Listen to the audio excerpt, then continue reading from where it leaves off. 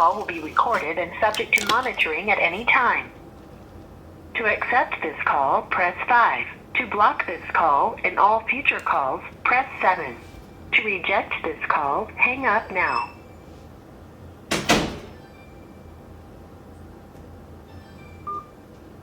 You may begin speaking now.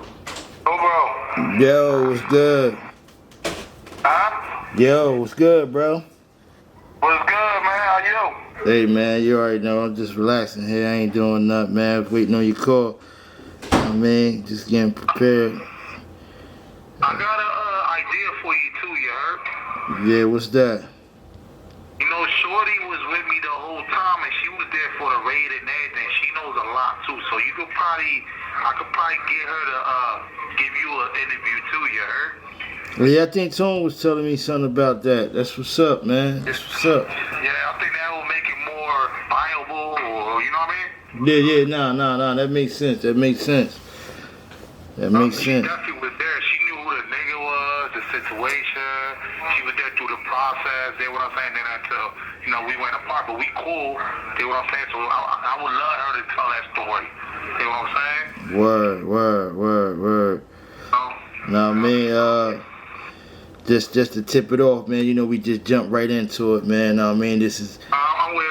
Nah, man, this is the very, very first time, man, I'll be interviewing my bro, SOSA. Nah, man, you know, he represents the town, man. Nah, man, that's where the connection come in now. Nah, man, we live from the FEDS with my brother SOSA. Nah, man, episode 1, sentence OVERKILL. Nah, man, my brother's in there serving over 20 years. Nah, man, so he just gonna run his story down a little bit. I'm gonna throw some questions in there for the viewers, know what I mean? And y'all gonna tap into us, man. So first, before we even kick it off, man, what's up, man? How you feeling? Man, I'm keeping my spirits up, man. Looking forward to some new laws to come through, you know all that stuff. Okay. So now, man, for the people that's gonna be tuned in, let them know who you are, what's your name, and where you located. I'm SOSA, you know what I mean? I'm from South Trenton, you know what I mean? Kearney Home Projects, basically Ferry Street, Asbury area, you know? Around that area. Word. So that's where you originally from? Yeah, I'm definitely from there. I got Puerto Rican roots, but I was born in Trenton, so, you know. Word.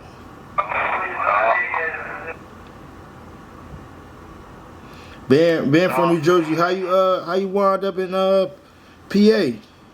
What's the beginnings out there? You know, yeah, basically, you know, me and my brother, we was getting paroled around the same time. We was locked up in Jersey State Prison. So my mother told us that we had one of us had to pick Chester, PA, or one of us had to pick our house. He came home first, so he chose our house. I ended up in PA in Chester. See what I'm saying? So I got introduced to a lot of PA people, you know. Oh, word. That's a fact. Well, take us in the from the whole day, like, you know what I mean? Take us from the beginning, you know, when you first start moving around out there up into the arrest. Yeah, basically, you know, I had a little issue with my wife or whatever, right? So I decided we needed to split or whatever. So I knew some brothers up in Lebanon, PA. I started in Lebanon, PA. So I went out there. This call is from a federal prison. I went up there, I started doing what I do, you know what I mean? I start meeting people, I start networking and, you know what I mean, pushing the things we be pushing, you know what I'm saying?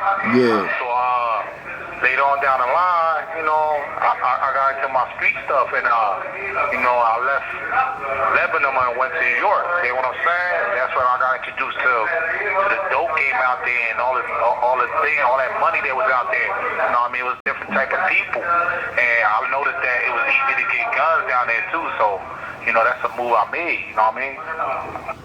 Yeah. So basically, let me go on from there too, but yeah, I was out there, I met a little guy, you know what I mean, I told him to call him, and he was in the halfway house, so one day somebody introduced me, they vouched for him, so they introduced me to him, so basically, you know, I took him under my wing. So one day he was crying broke. He had my crib crying broke, and he like, yo, man, child support on my line, my PO on my line, whatever the case may be. So I gave him a little option. So I was like, bro, like basically, you know, this is what I'm doing. I give you a shift, nigga. Like we can do this shit. So I gave him the night shift. No, I gave him the day shift because I'll be doing stuff at night. You know what I mean? So he started making a little bit of money. Long story short, one day somebody called me and they like, yo, the task force at your man crib, right? So I ain't paying him no mind. I'm thinking like he told me like this parole thing, you know what I mean? I'm thinking it's parole, but somebody did say it was task force. I'm thinking it's parole, you know what I mean? Because sometimes people don't know what they're talking about. So you know what I mean? Every hour on that day, I was calling him. He wouldn't pick up the phone, so he picked up the phone like 7 at night. So I asked him, yo, what happened? He told me it was parole about the child support situation. All this, that, and the third. So I was like, all right. Shorty, you know what I mean, the shorty that I was with, she was like, yo, I think you should go back to Lebanon. Like, she was having a bad feeling. I don't know, I ain't gonna say I was having a bad feeling, but I'm like, yo, I'm giving the nigga the benefit of the doubt because somebody vouched for him. You know what I'm saying? And I think that was like a big problem and an issue within myself because, you know what I mean, I shouldn't be letting people vouch, you know what I mean? So, and I learned not to vouch for people from that. But, basically, what it was the nigga got caught doing something. He threw the shit, they ran down on the nigga. Then, a month later, you know what I'm saying, they ran down on me, they kicked the crib in. They let him go. But they kicked my crib in. They want to say me and Shorty was in the crib or whatnot. So, I get a warrant, I'm reading the warrant, John, you know what I mean? I put the pieces together one on one. I'm so like, hold up. So how long you said it was between he got locked up and they kicked your door in? Like a month, bro. Was he still coming around you though? Was you still? That nigga, he moved from. This is crazy because the nigga was in York for a little bit. Dig what I'm saying? So niggas was trying to keep him close, right? But he disappeared to Boston. And I guess he apparently popped up again on the scene because he's somewhere around there, you know? Yeah, word. So, all right, go ahead. So, basically, I go through the process. You know, I'm up in the county and stuff. You know, the state got my case right now. So, they offered me 10 to 20. Dig what I'm saying? Yeah. But one day I get a letter, they talk about ATF done picked up my gun. So, like, I'm asking people, I'm like, yo, what's up with this? Like, is this normal? Because I've never seen it. I'm in PA, I've never seen this before. They like, yeah, that's all normal, but then I asked another person from the Bronx, like, so my man like, nah, bro, I think the Feds picking your John. I'm like, why would they pick my John? Oh, mind you, let me go back a little though. Okay, they come to my crib, they raid the crib, they found the work. You know what I mean? They found some work up in there, some guns, some heroin. It wasn't even a lot. It was like 27 grams of heroin, 13 grams of crack, a little bit of weed, and 2 guns, right? The nigga took me in a goddamn kitchen. He like, yo, bro, I know you ain't the big fish, man. I just want the big fish. I know you a little fish, man. I like, man, I can't do that, man. So he took the gun, 1911, he put it up in the air. He's like, you know this is gonna get you 20 years. You know what I'm saying? So he like, it's like he made me a promise. Oh, this gonna get you 20 years. So bam, make a long story short, I go back to the county. I'm in the county. They got me in the county through process and all that. This call is from a federal prison. They got me through process and all that stuff. So you know, I get the letter from the ATF. Then later on, like probably a couple months later, I get an indictment paper. They come bring me an indictment. They talk about they gonna come pick me up the following day and arraign me. So I go down there, I get arraigned. You know what I'm saying? So while I'm getting arraigned, they tell me how much time I'm facing for all the charges. They like, yo, for all the drug charges, I'm facing 20 to 40, right? And they talk about from this one gun charge, I'm facing 5 to life. So I'm like, damn, y'all bugging like, I never been through this process. I'm like, damn, niggas trying to give me life or something, like, you know what I mean? So as time goes on, I'm going through the process, I'm trying to fight. I can't find no way to fight because when they came in the crib. So where was you like mentally during all this time? Where I was at? Yeah, like in your mental. Where was you mentally going through this process? I was focused on trying to figure out what happened. You know what I'm saying, and why it would happen to me. Because at the same time, I was taking care of people. Dig what I'm saying? If you needed something, I had you. Dig what I'm saying? I was taking care of a lot of people that was in need. And I was doing other things like, you know, I was doing my little music. I had my little rappers around, models. You know what I mean? I was doing all that. Dig what I'm saying? But, you know, in my mind, I'm trying to figure out what the hell is going on. And my mind is already focused on doing time. Dig what I'm saying? Because I know I'm facing time. So, like, that was my number one thing. I was trying to build myself up to understand or not be in denial that I'm going to get all this time. Dig what I'm saying? Because the man promised me all that time. Dig what I'm saying? I got it, you know? Damn, word. So what was your actual charges? My actual charges was I had 841. So basically, I was in possession of 3 different types of drugs, right? The weed, they dropped the weed, but they hit me with the heroin and crack, and then the main charge that really got me was the gun, the possession of a firearm and furtherance drug trafficking. So what this did was it put me on a whole nother level than everybody else. Like the federal government got a sentencing guideline, right? Well, in my predicament being that I'm a career offender, which they use 2 charges that it's like, to me, it's double jeopardy because I already did time for these charges and y'all used it to enhance me and give me more time. See what I'm saying? So they got this whole other little bracket for people like me. Like, you get caught with guns and drugs, and then it's an enhancement. See what I'm saying? Because you also have a background. See what I'm saying? So I had 2 other drug charges. So they need 3 for career offending. See what I'm saying? So what they did, they put me in a bracket.